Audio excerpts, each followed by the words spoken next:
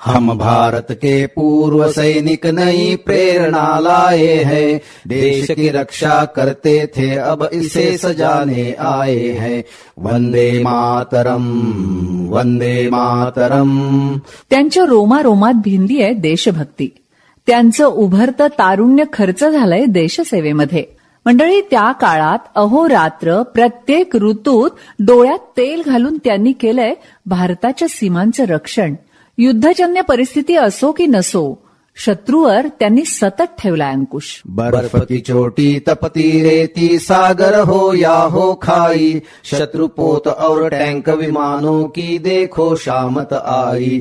भारत के जल थल नभ सारे सदा बचाते आए हैं, देश की रक्षा करते थे अब इसे सजाने आए हैं। वंदे मातरम, वंदे मातरम। असे आपले तीनही दलाचे सैनिक, अधिकारी. खरंच आपल्या सगळ्यांनाच त्यांच्याबद्दल किती अभिमान वाटतो. ही मंडळी जेव्हा निवृत्त होऊन सिव्हिल लाईफ जगायला लागतात ना, तेव्हा सुद्धा त्यांच्या रक्तामध्ये भिनलेलं हे देशप्रेम तितकंच जागृत असतं. खरं तर भारतीय सैनिक ही संकल्पना, हा विचार आपल्याला सगळ्यांना समजून घ्यायचा आहे. माजी सैनिक, त्यांच्या सुविद्य पत्नी, त्यांच्या वीरपत्नी, वीरमाता या सगळ्यांच्या अनुभवातून. त्यांना बोलतं करतायत veteran group captain Shrikant Walwadkar sir.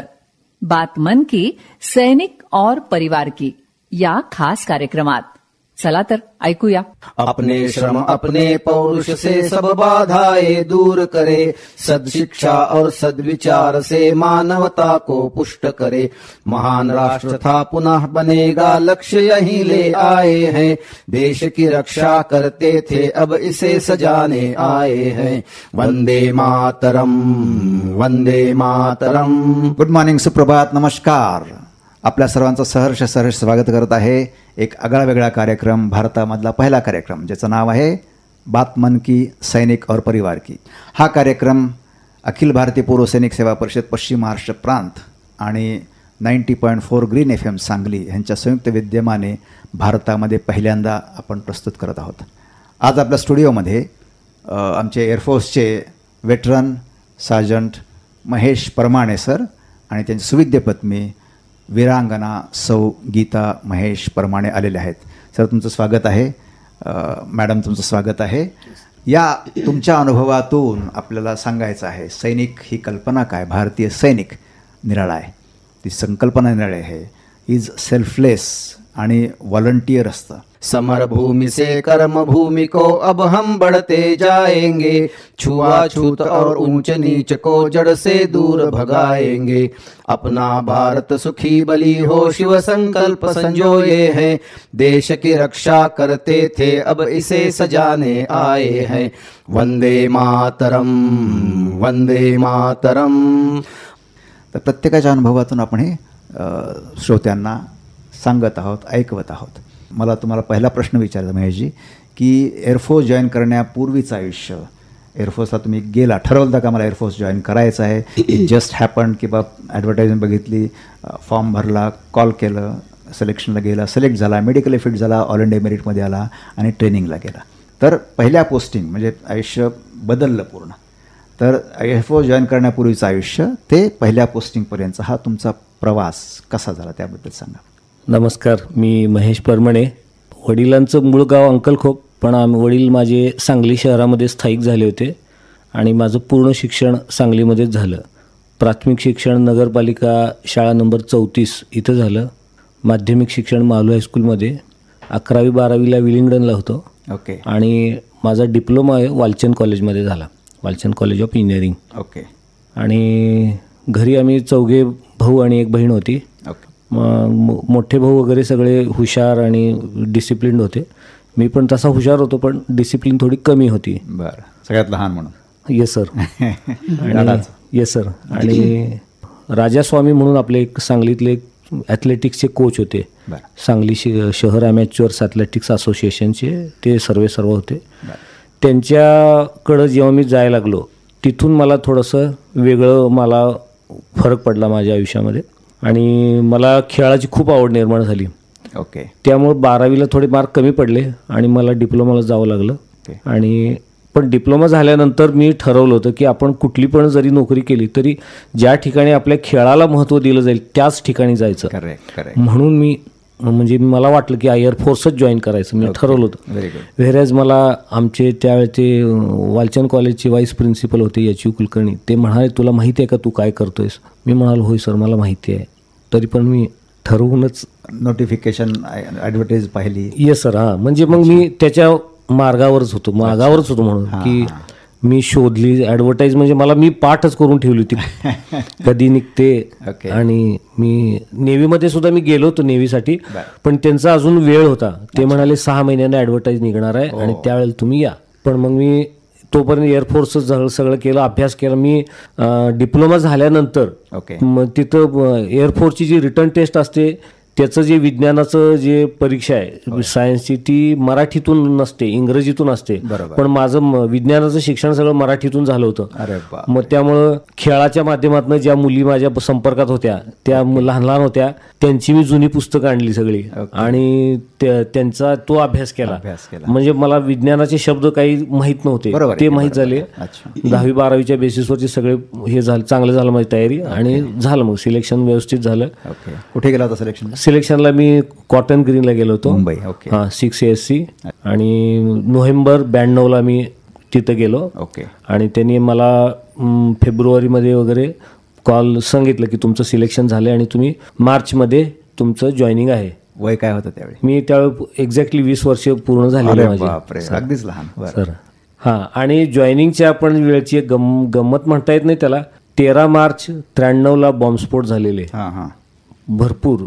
आणि मी त्यावेळेला तुम्ही म्हणताय जसं ह्याच्या आधी फारसा ट्रेनचा प्रवास मी एकट्यानं कधी केला नव्हता. वडिलांना सुद्धा एकदम गहिवरून आलेलं, आई तर रडतच होती. बरोबर आहे. आणि भाऊ मात्र मुंबईत होता. भाऊ आमचे परिषदेचे कार्य करत होते, विद्यार्थी परिषदेचे. त्यानिमित्तानं ते मुंबईत होते. ते पण लहानच होते वयानं त्यावेळेला, 23-24 वय असेल त्यांचं. आणि त्यांच्या मार्गदर्शनाखाली मी तिथं मुंबईमध्ये गेलो आणि त्यांनी मला तिथं पोहोचवलं. त्यांनी पण वडिलांना सांगितलं काही काळजी करू नका, काही सुद्धा प्रॉब्लेम नाही आहे. बॉम्बस्फोट झालेत पण लोक काही घाबरले नाहीत आणि ट्रेन काही बंद झालेल्या नाही आहेत. मग त्यावेळेला मी गेलो तिथं कॉटन ग्रीनला, तिथं प्रोसिजर सगळी केली आणि जॉईनिंग झालं. अच्छा. मग एनरोलमेंट झालं सर आणि लगेच तुम्हाला ते वॉरंटच मिळतं तुमचं? Yes sir. ही ट्रेन आहे, हा डब्बा आहे, बसा. मग ट्रेनिंग कुठे? बेंगलोरला जलहाली वेस्टला आम्हाला सगळ्यांना पाठवलं. टेक्निकल ट्रेड आणि फिटर म्हणून डायरेक्ट तेव्हा पहिल्यांदाच सुरू झालं होतं. त्याच्या आधी टेक्निशियन, त्याच्यानंतर थोडे दिवस सर्व्हिस आणि मग फिटर, असा तो कन्व्हर्जन वगैरेचा काळ होता. पण माझ्या आधी 3 एंट्री ते सुरू झालेलं. माझी मार्च 93ची एंट्री, जुलै 92 पासून ते सुरू झालं होतं. आणि आम्हाला डायरेक्ट फिटरचं हे मिळालं. Very good. आणि ट्रेनिंग सेंटरला छान वाटलं. बिल्डिंग एकदम मोठ्या बिल्डिंग, 6 स्वतंत्र बेड, स्वतंत्र सगळं, कबोर्ड, अगदी परफेक्ट. आणि खेळायला सकाळ संध्याकाळ खेळ, किती खेळतोस खेळ, छान वाटलं. डाएट वगैरे चांगला होता सुरुवातीला. परेड, हां, ते तर मला म्हणजे फिजिकल ऍक्टिव्हिटी ज्या होत्या ना त्या इझी. म्हणजे बाकीचे लोक रडायचे, त्यांना सकाळी 4 वाजता उठणं वगैरे खूप अवघड जायचं. मला नाही, मात्र मस्त जाग यायची व्यवस्थित, काही त्यावेळेला प्रॉब्लेम नव्हता. आणि हेअरकट तर काय, आमचे वडील तसे डिसिप्लिन होते. वडिलांनी कधीच कोणालाच केस जास्त वाढवू द्यायची हे नव्हती, परवानगी नव्हती घरामध्ये. त्यामुळे मला केसाच पण काही अवघड झालं नाही. लोक रडतात. अमिताभ बच्चन स्टाईल आहे, गेल्यानंतर सगळंच निघून जातं. होय, खूप लोक रडतात, म्हणजे खूप अक्षरशः रडतात. म्हणजे डोळे कायकांचे भरून येतात, घळाघळा अश्रू येतात. आणि त्या जर बार्बरला सांगायचं थोडा रखो. हा, मग ते आरशात बघायचा तो कोण ज्याचे, तर ते आरशाला आरसा त्याला म्हणायचे आरसा काढून घ्या त्याच्याकडनं, ते कसं करते करू दे. लाईफ चेंज होता. लाईफ चेंज झाली सर. Yes sir. पण एक मी सांगतो की एक गैरसमज असा आहे की 90% 95% मार्क मिळाले म्हणजे हुशार मुलगा, असं नाही आहे. Yes sir. मला पर्सनॅलिटी, एअरफोर्स आर्मी नेव्हीमध्ये पर्सनॅलिटी पाहिजे, खेळात देखील फिट पाहिजे, अभ्यासात चांगला पाहिजे आणि फिजिकल फिटनेस पाहिजे. पूर्ण हे झाड असं न्यूट्रिशनने भरलेलं पाहिजे. असं. त्यामुळे प्रॉब्लेम असा होतं की 99% मार्क म्हणजे हुशार, 70वाला बेकार आहे, असं नाही आहे. नाही सर. आयुष्यामध्ये तुम्ही समाजाला काय देता, देशाला काय देता, त्याच्यावर तुमचं सिलेक्शन अवलंबून होतं. इमॅजिन वयाच्या 20व्या वर्षी एक मुलगा आपलं घरदार, आई वडील बहीण भाऊ सगळे आपली बिरादरी गाव सोडतो आणि जातो मुंबईला. तिथं अजून ते चॅलेंज आहे. 93चा ब्लास्ट झालेले आहेत, अनइझीनेस आहे, घरात इमोशनल वातावरण आहे. बहुत बढिया. आणि पोस्टिंग पहिली बेंगलोरच्या ट्रेनिंग नंतर पहिली पोस्टिंग बागडोगरा मिळाली. ओके. बागडोगरामध्ये MiG-21 होतं, टाईप 77. बरं. त्याचा रोल त्यावेळेला फायनल ट्रेनिंग फेज होता. ओके. म्हणजे फायटर पायलट जे एअरफोर्स अकॅडमीमधून बाहेर पडायचे ते तेजपूरला जायचे, तेजपूरहून मग परत आमच्याकडे यायचे आणि आमच्याकडनं मग ते त्यांच्या युनिटला जायचे. त्यामुळे तसा आम्हाला ऑपरेशनल रोल काही नव्हता, पण ट्रेनिंगसाठी भरपूर फ्लाईंग व्हायचं, खूप फ्लाईंग व्हायचं. अर्ली फ्लाईंग थोडं कमी असायचं, पण डे टाईममध्ये खूप फ्लाईंग असायचं. आणि विमानाचे जे छोटे छोटे स्नॅग असायचे ते सुद्धा हायलाईट केले जायचे. अजिबात अब्सोल्युटली चालायचं नाही कुठलाही स्नॅग. अगदी म्हणजे 100%. म्हणजे आणि टेक्निकल ऑफिसर्स आणि टेक्निशियन्स हे फार महत्त्वाचे आहे, ते मेंटेन करतात. एअरफोर्सची विमानं हवेत पाहिजेत, जमिनीवर नाही. आणि ते हवेत ठेवणारे कोण? हे टेक्निशियन्स आणि टेक्निकल पीपल. आणि त्यांनी ऑथराईज केलं तर मग ते विमान जाऊ शकतं, नाही तर नाही जाणार, कारण it has to be flawless. Sir आपण इथे थांबूया, एक छोटा ब्रेक घेऊया. 90.4 ग्रीन FM, सुनो ग्रीन रहो एव्हरग्रीन. गुड मॉर्निंग, सुप्रभात, नमस्कार, जय हिंद. मी veteran group captain Shrikant Walwadkar आपलं सर्वांचं परत सहर्ष स्वागत करत आहे बात मन की सैनिक और परिवार की. आज आपल्या स्टुडिओमध्ये आत्तापर्यंत आपण ऐकलं आमचे वायुयोद्धा वेटरन सार्जंट महेश परमाणे ह्यांचं सांगलीतून, आपल्या सांगलीचे, तिथून वयाचे 20 वर्षे बाहेर पडतात.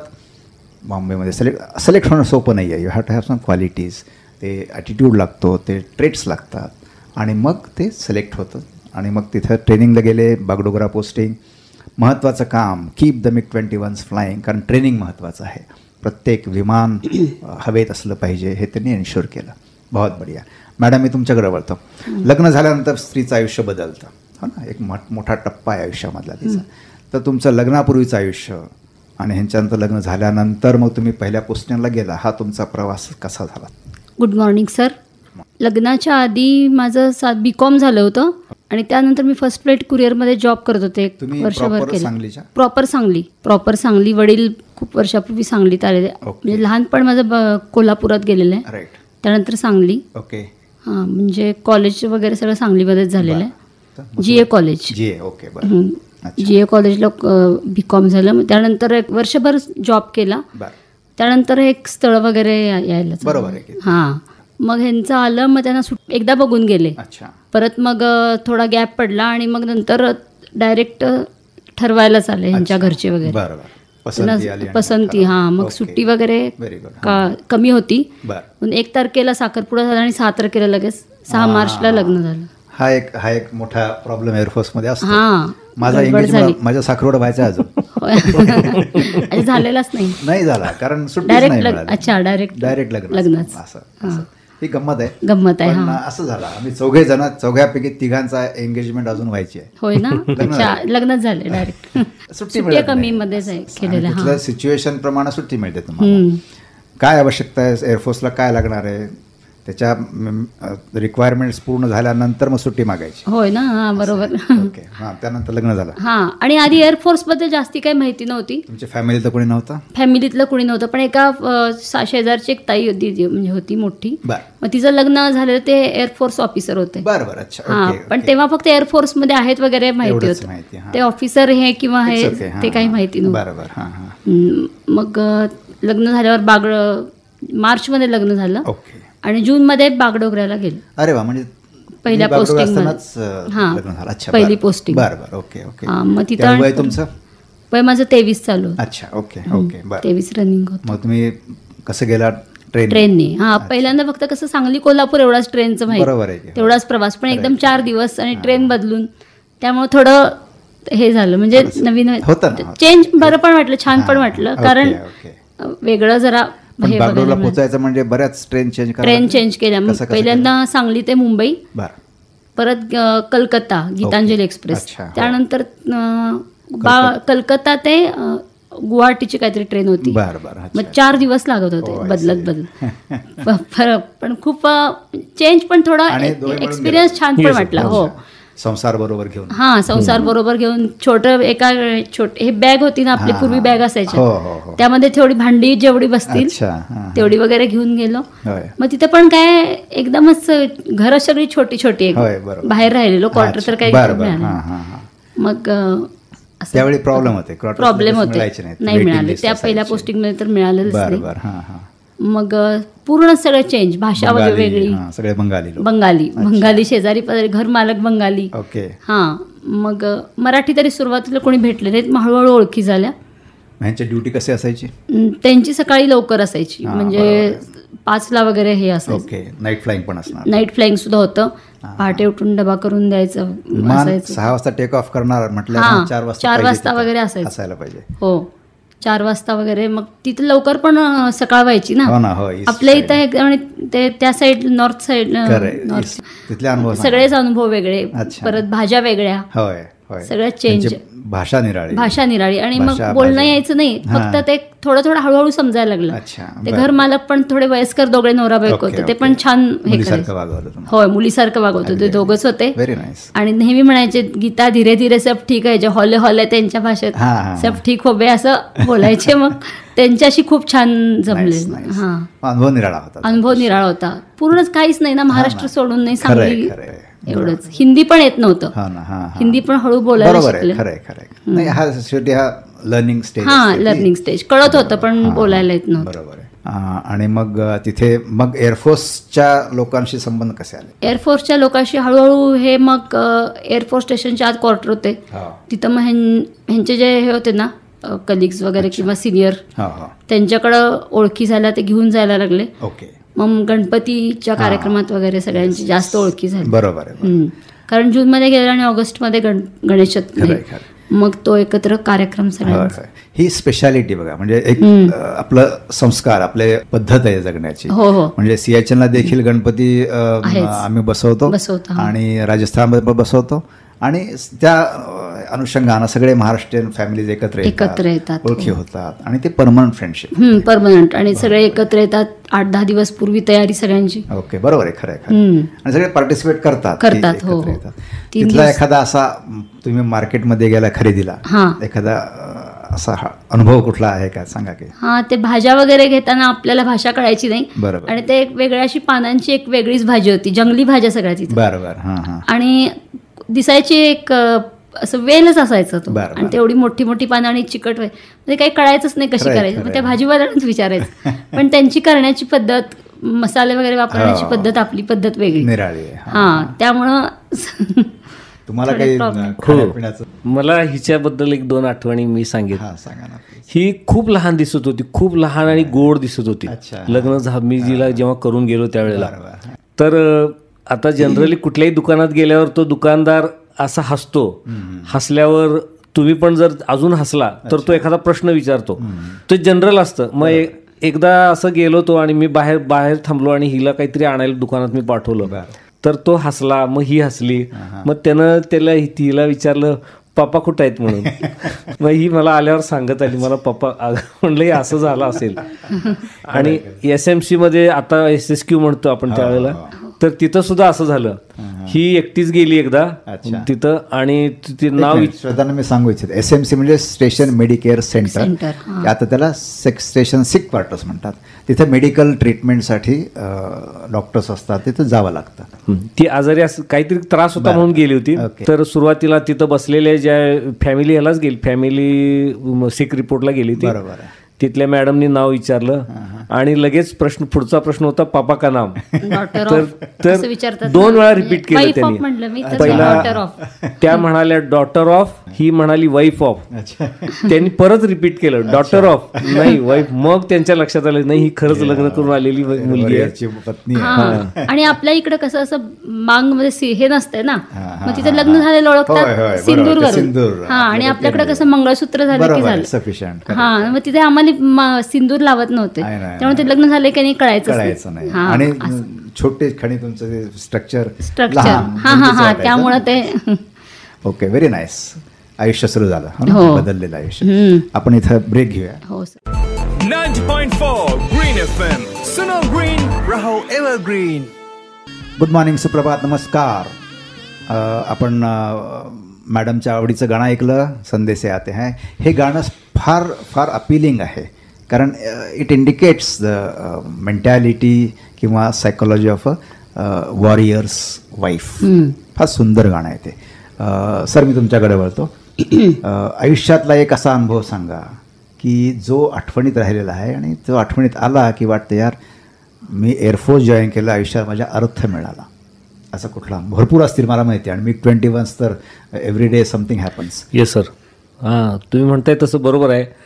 म्हणजे इमर्जन्सी सिच्युएशन आणि थोड्या वेळेत परफेक्ट काम करणं हे आम्हाला अगदी माहीतच होते, करायलाच पाहिजे, करेक्ट, केलाच पाहिजेस. येस, नाही असं होतं.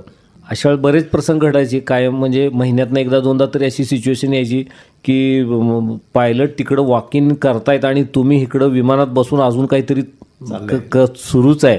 आणि समजा फ्लाईट कमांडरनी बघितलं तर ते विचारायचे परमाणे क्या हो रहा था इधर. मग त्यांना व्यवस्थित सांगायचं, सर ज्यादा ये नहीं था, इतना सा था, इसलिए हमने ऐसे ऐसे किया है, असं असायचं. पण तोपर्यंत साहेब हसेपर्यंत, म्हणजे साहेब स्माईल देईपर्यंत सगळ्यांच्या अंगावर काटा आलेला असायचा. साहेबांनी जर म्हणाले तुम्हाला रेडीनेस मी तुम्हाला दिला होता 5:45 आणि 6:55 तुमचा मनुष्य कॉकपिटमध्ये काय करत होता, तर त्यावेळेला सगळ्यांना टेन्शन आलेलं असायचं. अशी सिच्युएशन असायची. आणि नंतर मी सार्जंट वगैरे झालो. त्यावेळेला मग मी आदमपूरला पोस्टिंग होती. नाही, मी 29 मध्ये होतो. मी 22-23 स्क्वॉड्रनला होतो मी. राईट. आणि सीओ साहेब चांगले होते, राणावत साहेब मस्त होते माणूस. आम्ही ह्याला जायचो, लेहला आमच्या डिटॅचमेंट सारख्या असायच्या. मग बऱ्याचदा असं व्हायचं की जे सिनियर लोक आहेत ते टीममध्ये ॲडव्हान्स पार्टी एक असायची तिथं. ॲडव्हान्स पार्टीमध्ये मॅक्सिमम मला घेऊन जायचे. कोणत्या वर्षाची? 2010 ते 2013च्या दरम्यानचे आहे त्यावेळेला. Yes sir, yes sir.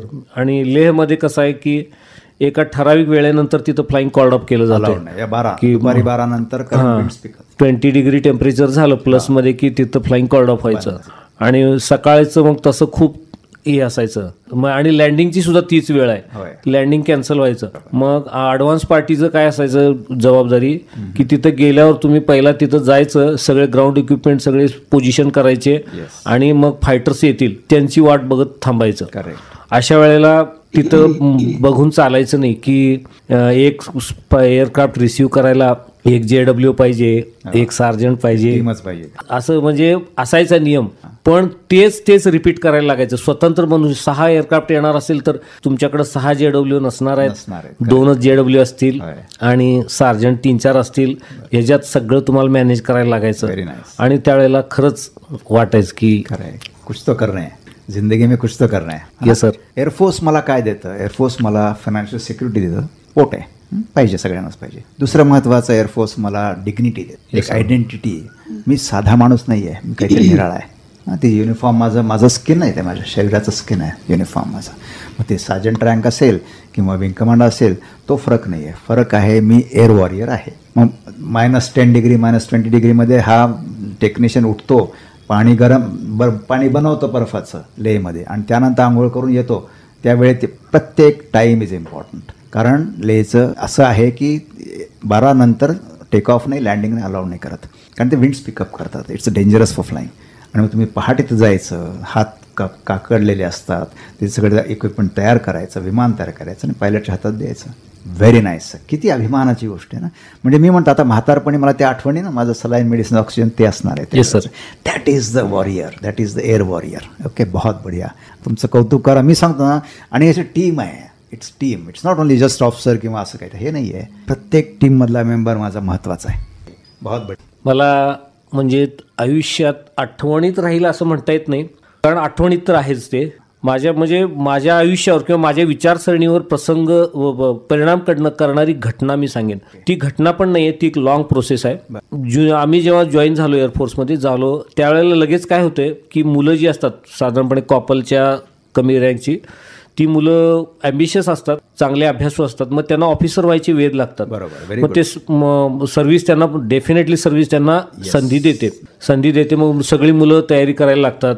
पण असं व्हायचं ना की जेवढे जायचे त्यात कधीतरी 2-3 वर्षातनं एखादा सिलेक्ट व्हायचा आणि बाकीचे सगळे असे मग आल्यावर ते खूप निगेटिव्ह बोलायचे सर्व्हिस सिलेक्शन प्रोसिजर बद्दल किंवा सर्व्हिस मॅटर बद्दल खूप निगेटिव्ह बोलायचे आणि त्याचा कुठंतरी ते मनात साठत राहतं. मग आमच्या बरोबर ना एक संतोष शेडगे म्हणून मुलगा आला. तो सातारचा होता.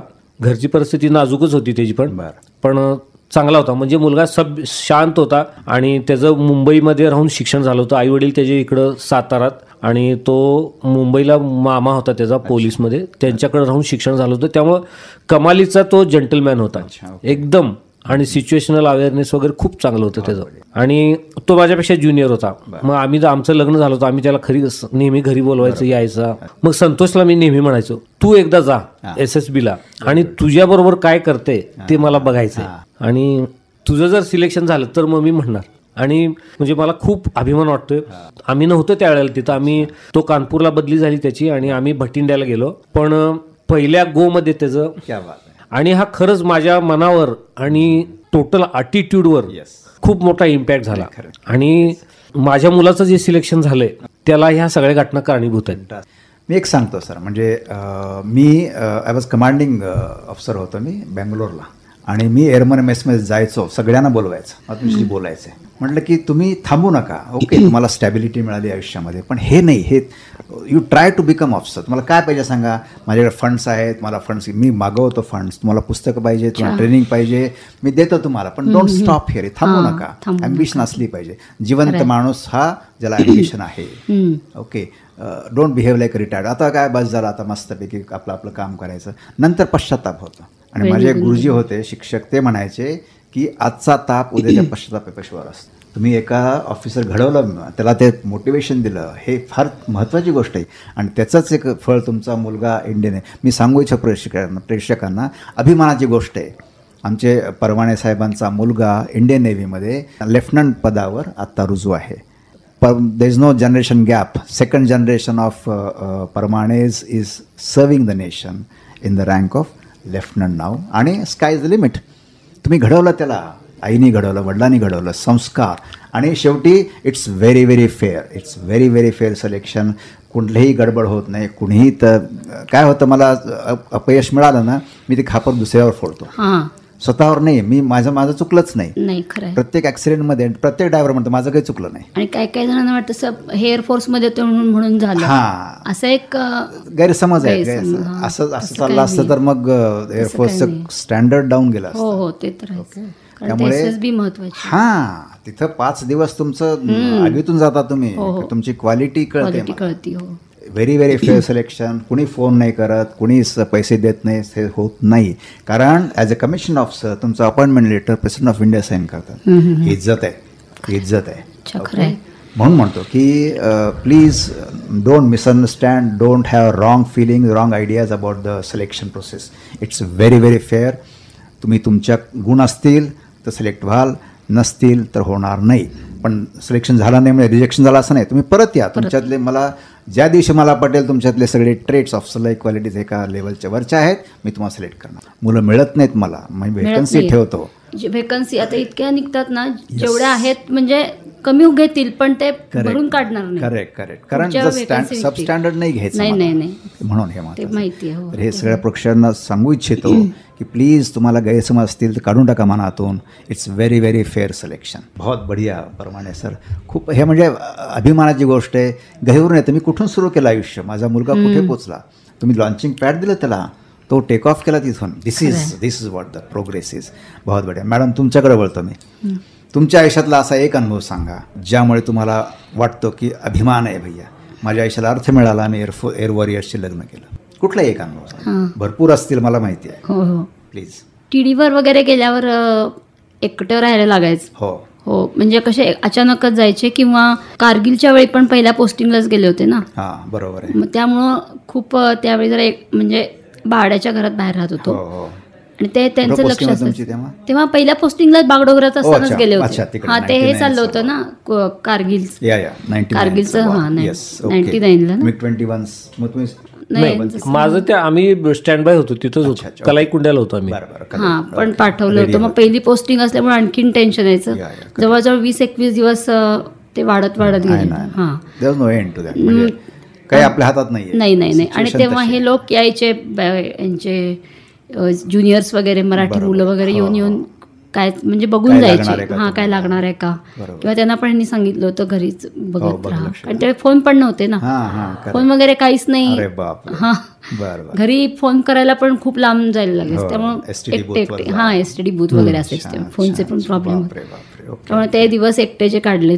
परत सगळ्याच ठिकाणी असं हे असल्यामुळं जेव्हा जायला लागायचं व्हायचं व्यवस्थित. असा कुठला अनुभव? मुलाला वगैरे बरं नसल्यावर सुद्धा प्रॉब्लेम यायचे. हो बरोबर आहे. त्यांना मेडिकल ऑफिसरकडे घेऊन जायचं. परत रात्री एकदा ताप आला होता त्याला. अच्छा. मुलाला मग SMC मध्ये. काय वय होतं मुलाचं? किती 1-2 वर्षाचंच असं बाळ. हा आलेले शेजार म्हणजे बाकीच्यांना फोन पण नाही सांगितल्यावर आले होते लगेच. हा पण बाकी बऱ्याच गोष्टी आहेत आता साधारण आठवत नाहीत. अच्छा बहुत बढिया. आणि हे आयुष्य बाहेर मिळत नाही. ते पण आहे. जे आपलं बंधुत्व आहे, कॅमेराडरी आहे, हे आवश्यक आहे. डिफेन्स सर्व्हिस मध्ये एकत्र राहणं, टीम चं महत्व आणि स्पोर्ट्स असल्यामुळं ते रिलेशनशिप तसं राहतं. हो. नंतर भटिंड्यात गेला तो एअरफोर्स स्कूलला. एअरफोर्स स्कूलमध्ये होता तो. आणि त्या मॅडमनी खास राखी मिस म्हणून होत्या, प्रिन्सिपल होत्या तिथल्या. त्यांनी 100% अटेंडन्स त्यावेळी हे नव्हतंच कुठं. म्हणजे एअरफोर्स पण ह्याच्याशिवाय कुणी आतापर्यंत पूर्ण शाळा केली नव्हती. त्यामुळे ते 100% अटेंड त्यांनी खास निर्माण केलं ते. आणि आम्हाला एका प्रोग्राम मध्ये त्यांनी अवॉर्ड हे केला की बाबा एवढा फर्स्ट का LKG UKG ला होता तो. अजिबात त्याला काही झालं तरी शाळा कारण ते म्हणले तुमच्या मुलाला कधी तब्येत पण बरी नाही असं कधी नाही, सीख नाही, काही सुद्धा नाही.